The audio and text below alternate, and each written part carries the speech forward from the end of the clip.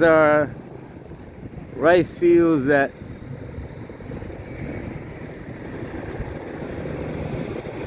two days ago, from where I stand right here, I'll be standing in water.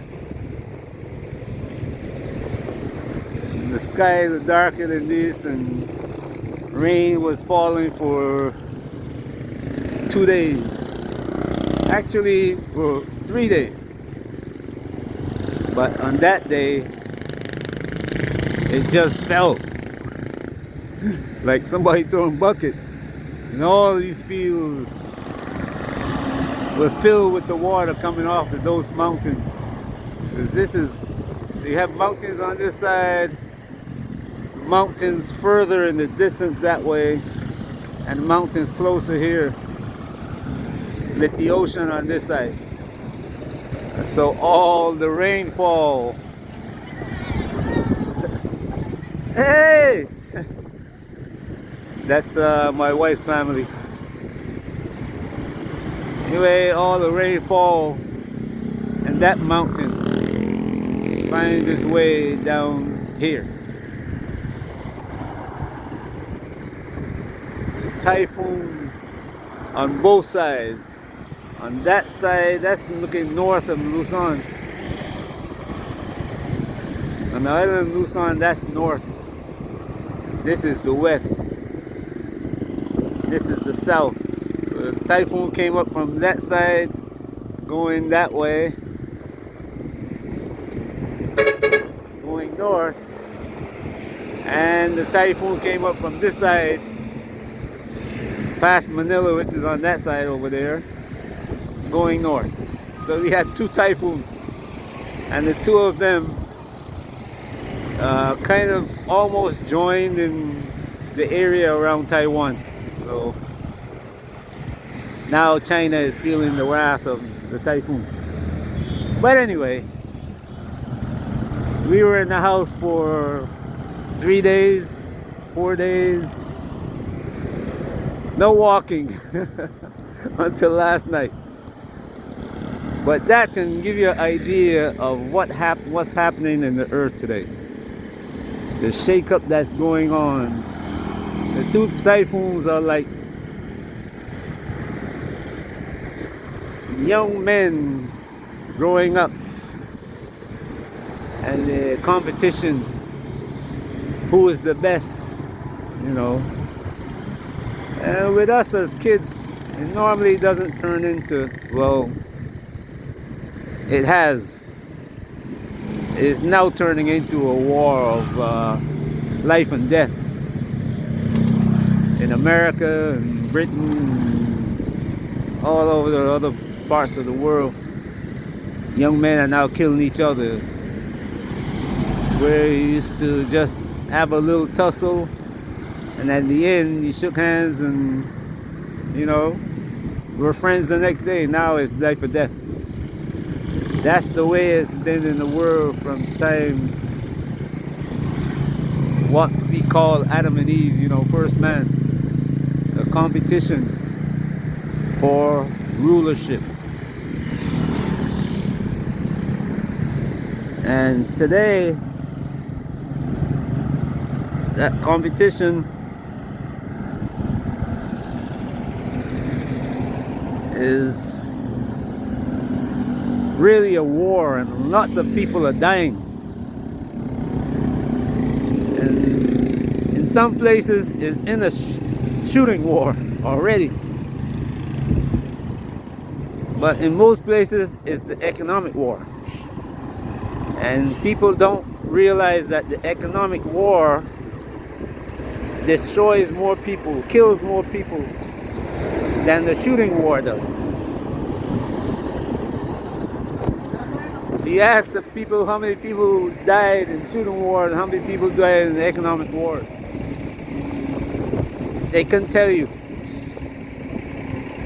But the economic war kills more people. Just look at Africa today. The economic war against Africa by all the nations. Whether you get the Japanese, the European, the American,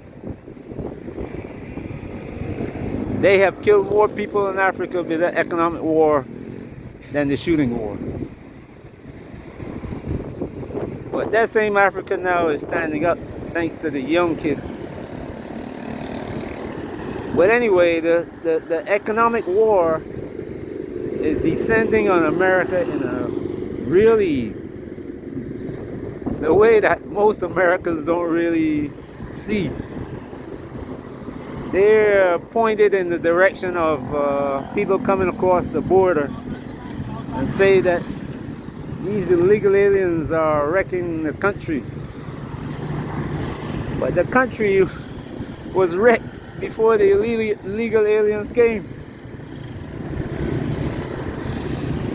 The wealthy people in America had already wrecked the country. The politicians now, even though they're talking about the illegal aliens, they realize that they need those illegal aliens.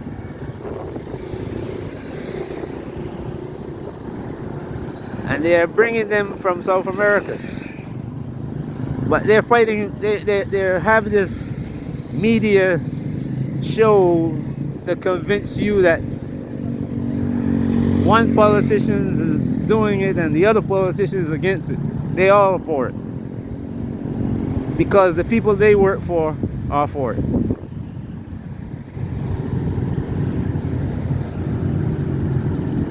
If they don't bring people from South America, the population of America would be diminished.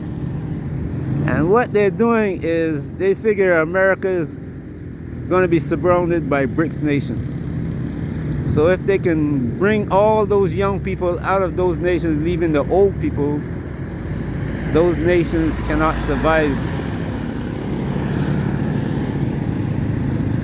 Hence the economic war against those nations. And the politicians in those nations don't really see it that way. Because they're focusing on the corruption in their country. They're stealing as much as they can.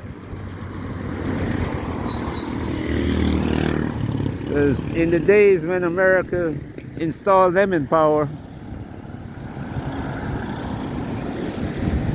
it was to do just that. America had unlimited ability to put whoever they want in power wherever on earth they wanted to. But the limits now are being made, and the ability to do that at any time, any place, it's limited now. Even though it still can be done, but it's limited. And for those people who have always been at the bottom in America,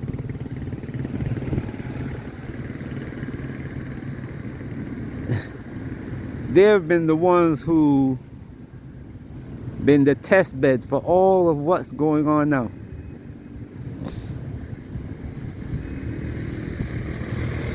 When the election coming on,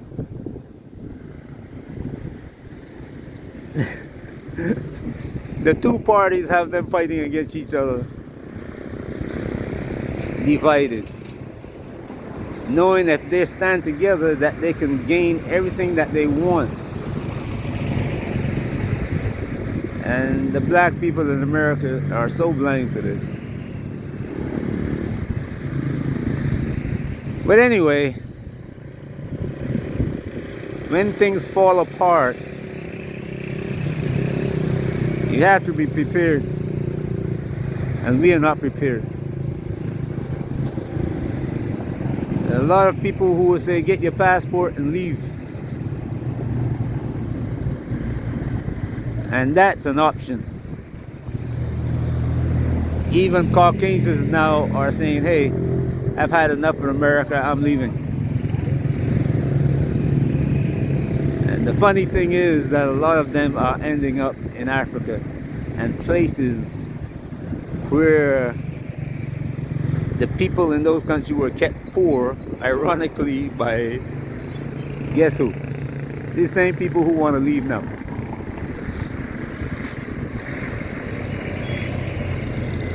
So now they're going there, all over Asia and Africa, because they find life is better there. Who's left behind?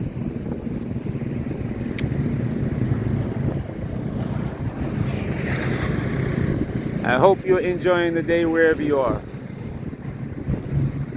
Think about what you're hearing here. Think about it. Ask yourself what you should be doing for you and your family.